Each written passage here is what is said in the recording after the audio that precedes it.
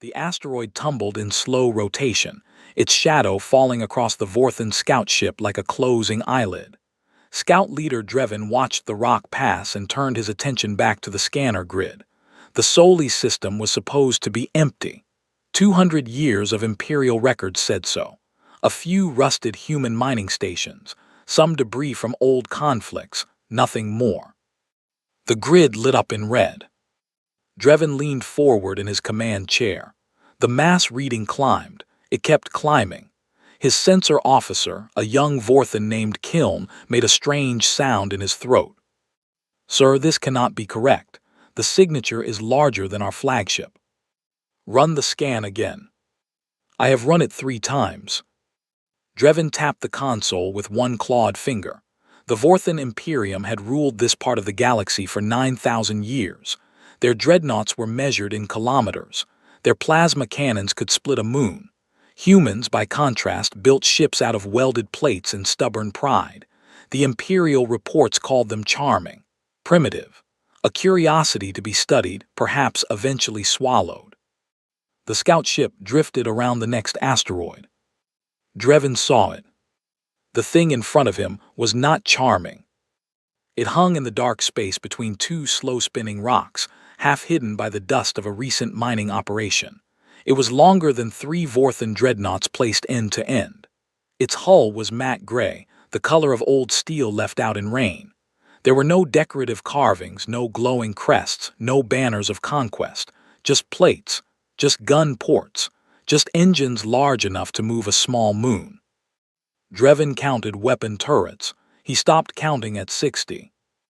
"Are those," Kiln whispered, "are those human markings?" A simple white symbol was painted near the bow, a single word in Earth letters. Drevin had studied human languages once, long ago, as part of his officer training. He read the word slowly, his throat dry. "Tempest." The communications panel behind him beeped softly, an automated signal from the human vessel. Not a threat, not a warning, just a polite acknowledgement that the Vorthan scout ship had been seen, identified, and was being permitted to leave. Drevin felt cold in a way he had not felt since he was a child. "Pilot full reverse, quietly. Do not engage thrusters at full burn. Do not look like we are running." "But we are running, sir." "Yes, just do not look like it." The scout ship eased backward through the asteroid field. The thing they had seen did not move. It simply watched them go. Drevin had the unsettling sense that the human ship could have killed them at any moment and had chosen not to, the way a grown soldier might choose not to step on a beetle. When they cleared the system and entered jump space, Drevin sat alone in his quarters and recorded his report. He played back the visual feed 3 times. Each time, his voice on the recording shook a little more. "Is that really a human dreadnought? Council, please confirm. I need someone to confirm. Is that really a human dreadnought?"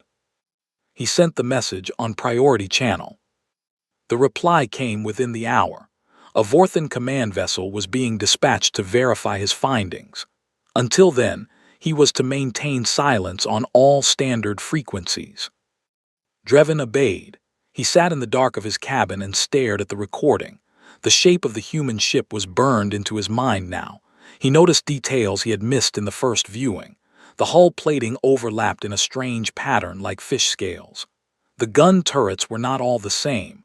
Some were energy weapons. Some were clearly kinetic launchers. Some he could not identify at all. Humans, he realized, had built a ship designed to fight anyone. Not just Vorthans, anyone. Far away, in the throne room of the Imperial capital, Warlord Craven received the scout's report. He was a creature of red scales and gold armor, 8,000 years old, veteran of 40 wars. He watched the footage with the calm of a being who had seen everything the galaxy could offer. He laughed. "A trick of the light," he told his advisors. "The humans have welded extra panels onto an old freighter to scare us.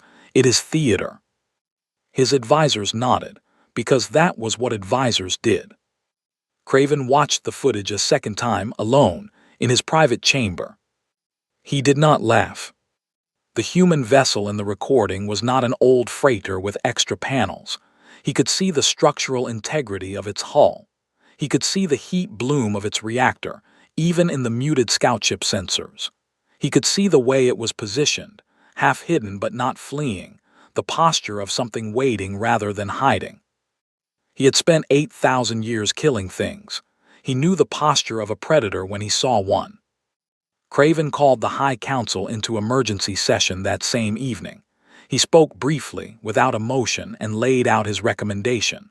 A full Imperial strike fleet, 40 dreadnoughts, crushed the human ship in the Solis system before any other species saw it, before the news spread, before the lesser races started getting ideas. The Council agreed within minutes. But somewhere in the back of the chamber, an older Vorthan diplomat named Tessic sat very still, his hands folded, his eyes on the dark stone floor. He had lived among humans for 30 years in his youth. He had eaten their bread and listened to their stories and watched them rebuild after disasters that should have ended them. He knew something the Council did not. Humans did not build ships to scare anyone. Humans built ships to survive. And whatever the tempest was, it had been built for a very bad day. Rain fell against the great obsidian dome of the Imperial Council Hall on the Vorthan homeworld of Kraos Prime. It had been raining for 6 days straight, a slow gray storm that the weather priests claimed was an omen. Most of the council pretended not to listen to weather priests. Tonight, several of them were beginning to reconsider. Inside the dome, 50 Vorthan elders sat in a wide circle around a holographic projector. The recording from Scout Leader Dreven played in the center of the room, looping every 2 minutes. The image of the human ship rotated slowly above the polished stone floor. Envoy Tessic stood when his name was called. He was older than most in the chamber, his red scales faded to a soft rust color, his armor plain and worn from age. He bowed once to the council and then spoke without notes. Honored ones, I have studied humans for 40 years. I have lived on their worlds. I have walked in their cities. I have shared meals at their tables. What you are looking at is not theater. It is not a bluff. It is what humans build when they have decided that something terrible is coming. A council member named Vornik snorted. He was younger than Tessic, his scales bright with cosmetic dye, and he had never left the homeworld. You speak as if these creatures have planning. They are bottom dwellers. They climb out of mud and burn each other for entertainment. They do not build dreadnoughts. And yet, Tessic said quietly, the dreadnought exists. The chamber went silent. Tessic continued, humans have a saying. I learned it in their northern lands near the cold seas. They say, hope for the best, prepare for the worst. They do not hope for war, they prepare for it. There is a difference. The tempest, as they call her, is preparation. For what? Asked the council speaker, an ancient female named Hala. Tessic paused. For us, honored speaker, for anyone, they do not know who is coming. They only know that someone always does eventually. So they have built a ship that can answer. Vornik slammed his fist on the marble railing. Then we strike now, before they build more. Warlord Craven has already been given command of the strike fleet. 40 dreadnoughts will jump to the Solis system within the day. The matter is settled. Tessic did not argue. He simply bowed again and returned to his seat. He had said what he came to say. He knew the council would not listen. They had not listened in 9,000 years. They were unlikely to start now. Far above the rain, on the orbital shipyards of Kraos Prime, the Imperial strike fleet was already assembling. 40 dreadnoughts in perfect crescent formation, their crystalline hulls catching the light of the system's twin suns. Banners hung from their bows in the old style, gold and crimson, declaring the names and victories of each vessel. The flagship Vornikar bore the personal sigil of Warlord Craven himself. Its main cannon could vaporize a continent. Craven walked the length of his bridge with slow, heavy steps. His gold armor gleamed. His staff officers moved out of his way without being asked. He stopped at the central viewport and looked out at his fleet. We will be in the Solis system in 14 hours, his tactical officer reported. All ships are ready. All crews are at battle stations. Good, Craven said. When we arrive, we will not negotiate. We will not warn. We will fire on the human ship the moment we see her. I want her broken before she can broadcast a single message. The lesser races must not see this. And if other human vessels are present, then we will break those as well. The tactical officer hesitated. He was a young Vorthan, barely 200 years old, and he had been trained to ask difficult questions of his superiors. It was considered a sign of intelligence in officer school. He had not yet learned that intelligence was not always rewarded. Lord Craven, the scout report mentioned weapons systems we could not identify. Should we adjust our shielding configurations to account for unknown threats? Craven turned slowly. Are you afraid? No, Lord. Then do not waste my time with questions. Humans are mud walkers. Their weapons will fail against Vorthan plating. Their ship will burn the moment we engage. The matter is decided. The young officer bowed and returned to his station. Craven watched him go and felt a small, strange weight in his chest. He recognized it after a moment. It was not fear. He did not know fear. It was something older, something he had not felt in 3,000 years. It was the feeling of a thing he could not predict. Meanwhile, 50 light-years away in the Solis system, Captain Rhea Voss read the Imperial Declaration of War on the bridge of the Tempest. Her officers gathered around her. The text scrolled across the main display in formal Vorthan script, with a polite human translation underneath. She read it once, she read it twice. Then she handed the data slate to her executive officer, Commander Davin Hale. They want a fight, Captain. They want a demonstration, Davin. And what do we want? Voss looked out the viewport at the slow tumble of the asteroid belt around them. The Tempest had been 3 years in the building. Every plate, every weapon, every line of code had been designed by humans who remembered every time the galaxy had ignored them, dismissed them, or tried to step on them. We want, she said quietly, to be left alone, and we are going to make that very clear. Hale smiled. 40 Dreadnoughts, Captain. Yes. Should I call for backup? Not yet. Let them see the Tempest first. Let them understand what they are looking at. Then we will see if they still want to fight.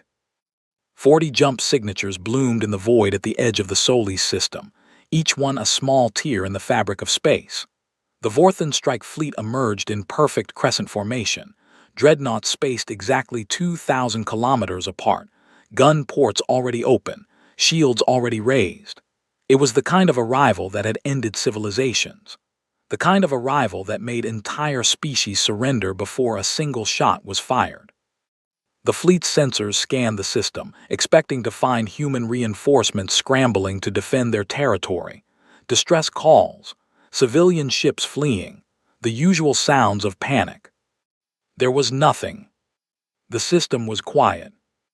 In the center of the formation, on the bridge of the Vornikar, Warlord Craven looked at the empty space ahead and felt that strange weight in his chest grow heavier.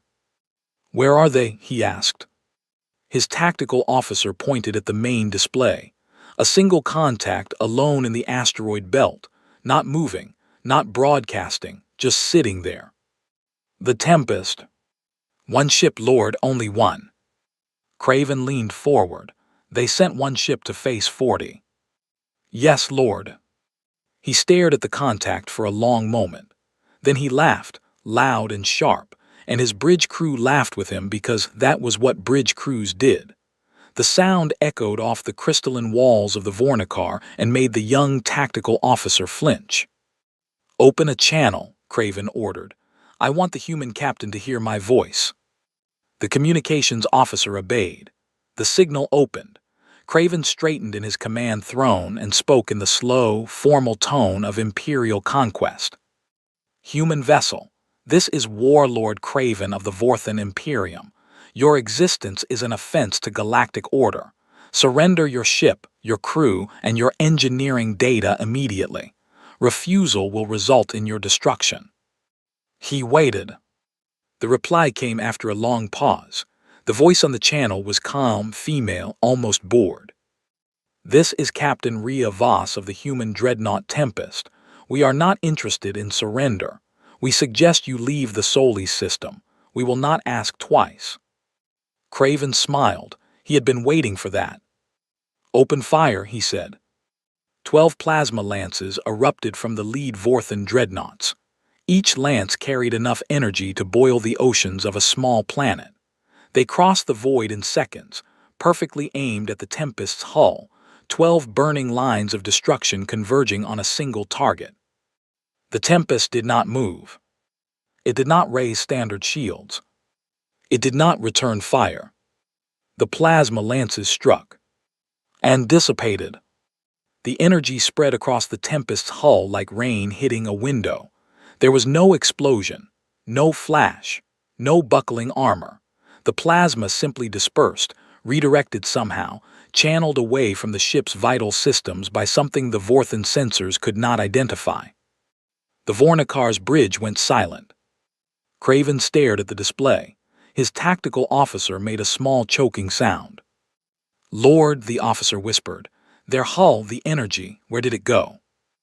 Deep inside the Tempest, in a reactor chamber the size of a cathedral, Engineer Chief Iria Saul watched her readouts with a smile that her team found vaguely alarming.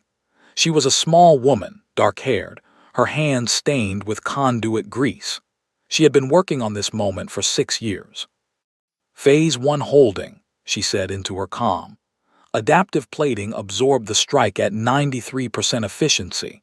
Excess energy redirected to reserve capacitors. We just got a free meal, Captain." On the bridge of the Tempest, Captain Voss nodded once. "Phase 2. The Tempest opened its eyes. 60 gun ports along the Dreadnought's flanks slid open in synchronized motion. The vessel's main reactor pulsed once, a deep blue glow visible through the seams of its hull. And then, without warning, the Tempest fired. It was not one weapon. It was a layered barrage, a coordinated symphony of human engineering. Kinetic slugs the size of buses left the railguns at relativistic speeds, tearing across the void in straight white lines. Coilgun submunitions split mid-flight into smaller hunters that adjusted course on their own. Energy lances, pulse cannons, and weapons the Vorthans had never seen in any catalog all fired together, in the same heartbeat, at different targets. 3 Vorthan dreadnoughts broke apart in the first 30 seconds. The crystalline plating of Imperial warships was designed to deflect plasma. It had been the gold standard of galactic defense for 9,000 years. It was beautiful. It was elegant. It shattered like glass when a kinetic slug moving at 1/10 the speed of light hit it dead center. Craven watched his flagship's main display in silence as one of his lead vessels split in half. The two halves drifted apart slowly, venting atmosphere and crew into the cold dark. "Adjust formation," he roared. "Shift to anti-kinetic configuration. All ships return fire on the human vessel." The Vorthan fleet tried to comply. Their dreadnoughts began to rotate, presenting different shielding angles, deploying countermeasure drones. Plasma cannons fired in waves. Most of them dissipated against the Tempest's strange hull. A few got through and scored real damage. The human ship bled atmosphere from one section. A turret on its dorsal plating was sheared away. The Tempest absorbed it and kept firing. Commander Davin Hale stood beside Captain Voss on the bridge, watching the tactical display with the calm expression of a man reading the morning news. He pointed at 3 more Vorthan dreadnoughts that had moved into a flanking position. "They are trying to get behind us, Captain." "Let them try. Craven is on the lead flanker, the Vornikar." Voss looked up. Her eyes were tired but sharp. She had not slept well in 3 days. "Then let us speak with the warlord, properly this time." Debris drifted across the Solis system in slow, glittering arcs. The remains of 3 Vorthan dreadnoughts spun lazily through the asteroid belt, their broken halves catching the light of the distant sun. Crystalline plating, considered indestructible by every species in the known galaxy, lay scattered across hundreds of kilometers like shattered ice. The battle was 37 minutes old. In that time, the Tempest had moved. The Vorthan fleet had not expected movement. Their tactical doctrine assumed that any vessel of Dreadnought size was essentially a fortress, slow to turn, slower to accelerate, dependent on formation support. It was how their own Dreadnoughts fought. It was how Dreadnoughts had fought for 9,000 years. The Tempest did not fight that way. It accelerated. Engineer Chief Iria had spent the previous 6 months tuning the human ship's experimental drive system. The principle was simple. The Tempest did not push against space.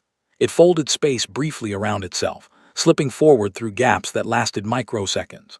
The result, from outside, was a Dreadnought that moved like a fast attack craft. It changed vector without warning. It crossed thousands of kilometers in single bursts. It appeared on flanks where it had no business being.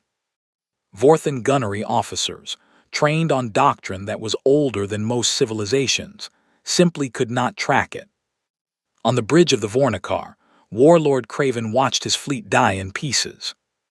A Dreadnought to his port flank, the Hovanes, took a kinetic slug through its reactor housing and detonated in a soundless white flash. 2 more vessels lost their main weapons to coordinated submunition strikes. A 4th vessel, the Carvel, attempted to ram the Tempest in desperation. The human ship simply was not there when the impact should have happened.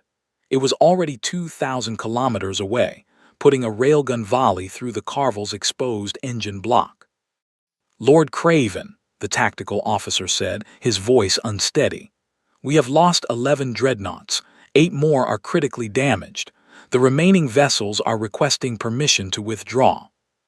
"Denied." "Lord, the human ship is adapting.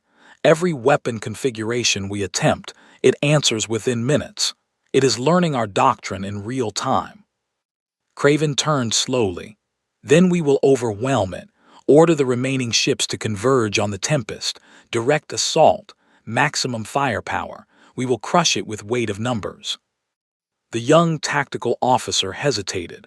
He was thinking, perhaps, about his family on Kraos Prime. He was thinking about the rain falling on the obsidian dome of the council hall.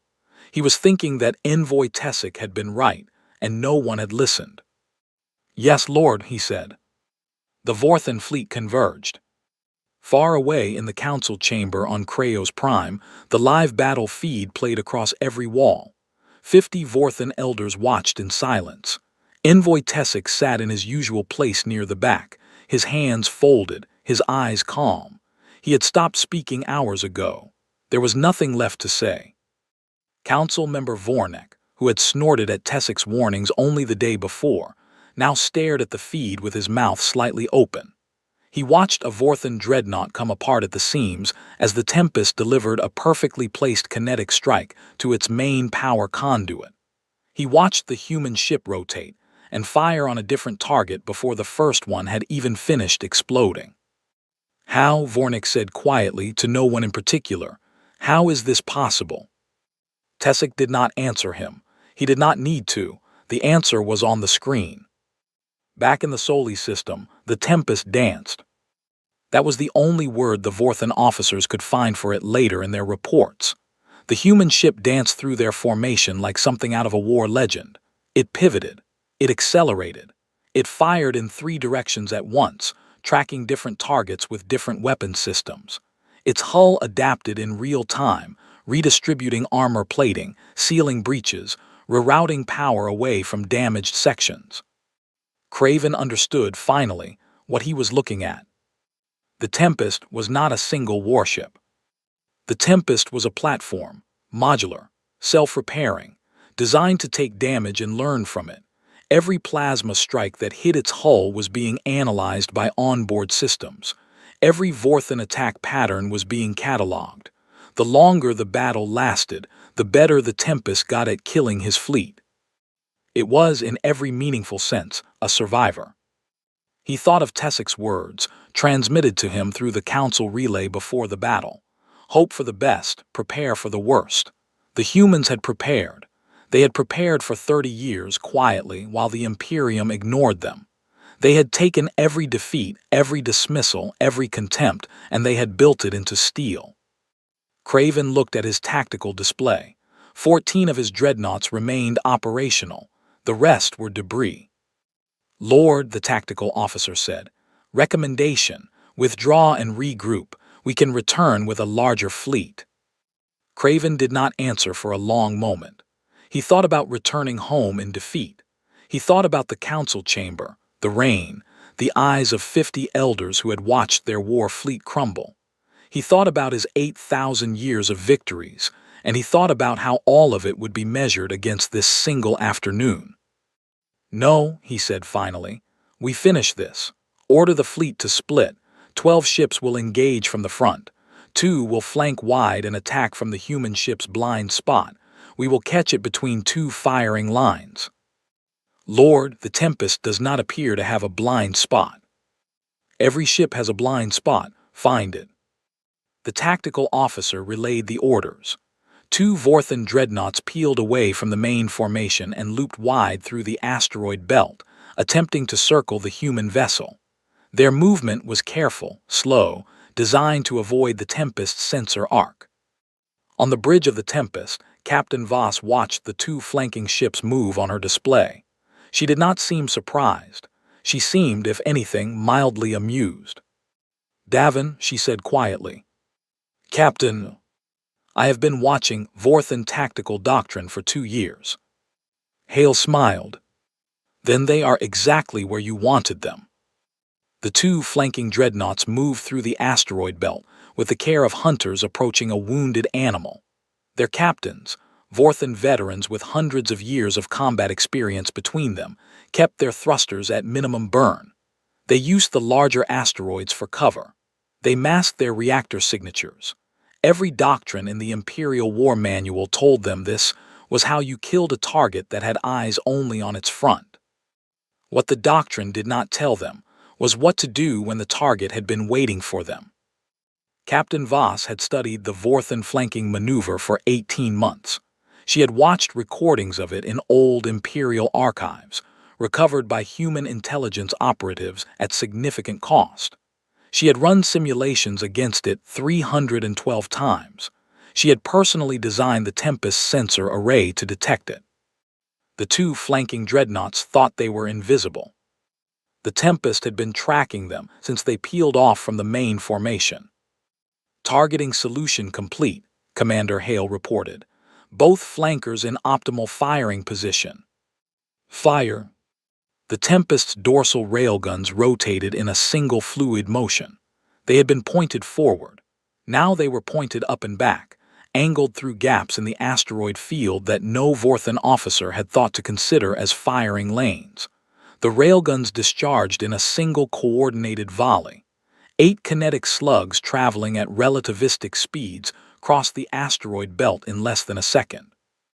The first flanker, the Mervalor, was hit through her command bridge. The slug passed clean through the ship and out the other side, leaving a hole 20 meters wide. The dreadnought drifted, dead, her command crew gone in an instant. The second flanker, the Drakeleys, attempted to evade. She was too slow. 3 slugs hit her engine block in rapid succession. The dreadnought tumbled, venting plasma, and then her main reactor lost containment. She blew apart in a slow, silent flash. On the bridge of the Vornikar, Warlord Craven watched his flanking maneuver collapse in 14 seconds. He sat very still in his command throne. Around him, his bridge crew said nothing. The young tactical officer was openly trembling now. The communications officer had stopped trying to look professional. Even the navigator, a hardened veteran of the Outer Rim Wars, was staring at the display with the expression of a man who had just realized the sky was falling. "Lord," the tactical officer said, "we have 12 dreadnoughts left. The Tempest is at 63% operational capacity. She is taking damage, but she is repairing it faster than we can inflict it." Craven did not respond. The officer continued, his voice cracking slightly. "Lord, I am required by Imperial protocol to formally request withdrawal. We cannot win this engagement. Continuing the battle will result in total fleet loss. Craven turned his head slowly. He looked at the young officer. He looked at the rest of his bridge. He looked at his hands, the same red-scaled hands that had ended 40 wars across 8,000 years. He thought about his ancestors.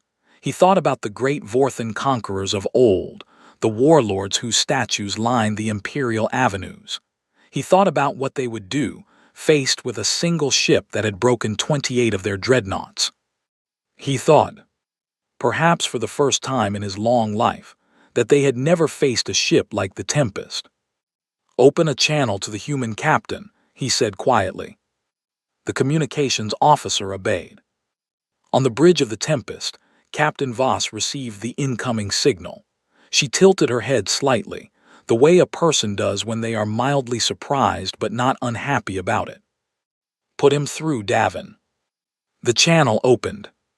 Craven's voice came across, slower now, heavier. The arrogance was still there, but it was thinner, like paint over rust. "Captain Voss, I wish to discuss terms." "I am listening, Warlord." There was a long pause. Craven was choosing his words. He had not chosen words carefully in 3,000 years. "Your vessel is impressive.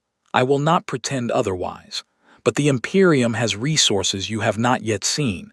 We have hundreds of dreadnoughts. We have allies in 200 systems. If we return with our full strength, we will overwhelm you." "Possibly," Voss said. "You should consider a peace treaty, generous terms, tribute, favorable trade arrangements, recognition of human territory within the Imperium structure." Voss smiled. It was a small, tired smile, but it was real. "Warlord, I appreciate the offer, but I think there has been a misunderstanding." "A misunderstanding? You think the Tempest is the only ship like her?" Craven's bridge went very still. In the council chamber on Kraos Prime, 50 Vorthan elders straightened in their seats. Envoy Tessic, who had been silent for hours, finally allowed himself a small breath. He had been waiting for this part. He had suspected it from the moment he saw the recording of the Tempest in the asteroid field. Humans, in his long experience, did not build only one of anything important. The sensor displays in the chamber lit up with new contacts. In the Solis system, jump signatures began to bloom across the void. 1, then 3, then 6, then 12. Each new arrival was a human dreadnought, but none of them looked like the Tempest. Each one was different.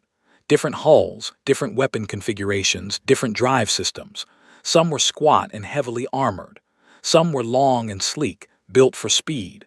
One was clearly designed around a single massive cannon that ran the entire length of its hull.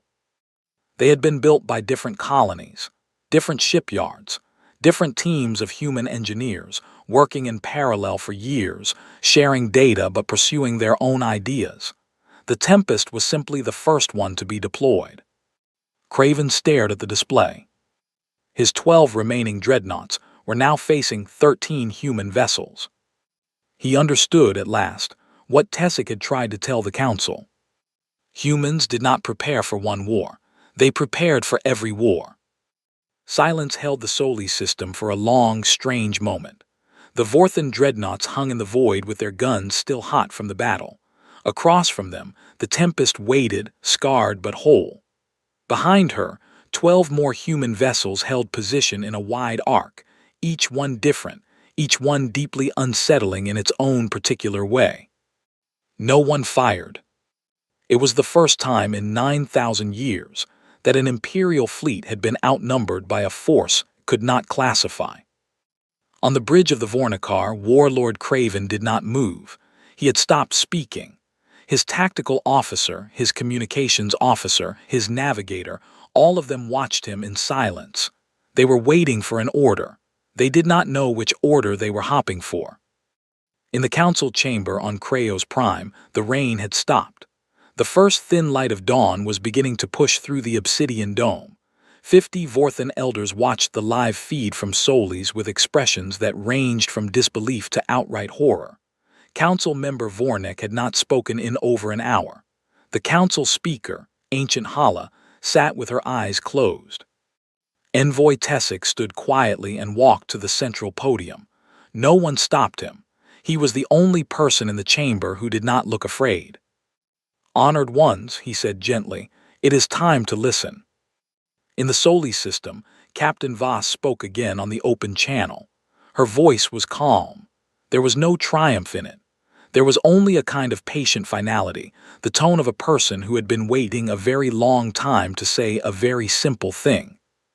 "Warlord Craven, honored council of the Vorthan Imperium, I have a brief message for you."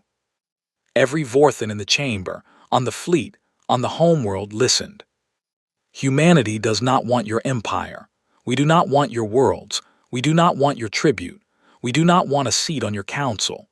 We have spent the last 30 years preparing for the day someone like you came to our system, looked at us, and decided we were not worth respecting. That day has now happened. The lesson, we hope, has been delivered." She paused.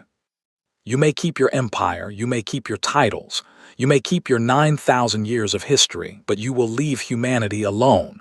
You will leave our colonies alone. You will not enter our space without invitation. You will not threaten our shipping lanes. You will not test our patience again. If you do, we will not send a fleet. We will send the next ship in the line." She gestured slightly. The 13 human vessels behind the Tempest powered up their main weapon arrays in unison. 13 different reactor signatures flared on the Vorthan sensors. 13 different weapon configurations came online. "This is the first generation," Voss said. "We have already started building the second." The channel closed. Warlord Craven sat in his command throne and looked at his hands for a long time. He thought about everything he had ever believed. He thought about the great statues of his ancestors, lined along the imperial avenues. He thought about the words his father had taught him as a child. "Strength is the only currency that matters. The strong write history. The weak are forgotten." He had believed that for 8,000 years. He understood now that he had been wrong about what strength was. "Tactical officer," he said quietly. "Yes, Lord." "Order the fleet to stand down. We are leaving the Solis system. We will not return." The young officer did not hesitate this time. He relayed the order. The 12 remaining Vorthan dreadnoughts powered down their weapons and began the slow, careful process of withdrawing from the system. None of the human ships fired on them. None of them moved to pursue. The Tempest simply watched, the way a mountain watches a river. When the last Vorthan jump signature had faded from the Solis system, Captain Voss let out a breath she had been holding for what felt like years. Commander Hale clapped her once on the shoulder. Engineer Iria, watching the readouts from her reactor chamber, allowed herself a small whoop of joy that her crew pretended not to hear. In the council chamber on Kraos Prime, Envoy Tessic turned to face the elders. The dawn had broken fully now. Pale gold light was filtering through the dome. He spoke without notes. "Honored ones, this is what I wish to say to you, and I will only say it once. The age of the Imperium as we have known it is over. It ended this morning. It did not end because we were weaker than the humans. It ended because we never bothered to understand them. We dismissed them. We mocked them. We measured them by our own standards and found them lacking. We were wrong. They have built something we did not know was possible to build. They will build more. The galaxy will change because of it." He paused. 50 elders watched him in silence. "The question before us now is not whether we can defeat them. We cannot. The question is whether we can learn from them, whether we can become something other than conquerors, whether we can find a place in the new order that is being born today. I do not know the answer, but I know that we must begin to ask the question." He bowed once deeply and returned to his seat. The council did not respond immediately. They sat in the pale gold light and thought their own thoughts. Far away in the Solis system, Captain Voss stood at the viewport of the Tempest and watched the empty space where the Vorthan fleet had been. Her 13 sister ships drifted in formation around her. Behind them, beyond the asteroid belt, a 14th jump signature was just beginning to form. A new vessel, the first of the next generation, arriving for her shakedown trial. The galaxy would not be the same after today. Humanity had not asked to be feared. Humanity had only asked to be left alone. But the galaxy had not listened. So humanity had built the tempest. And the galaxy was listening now.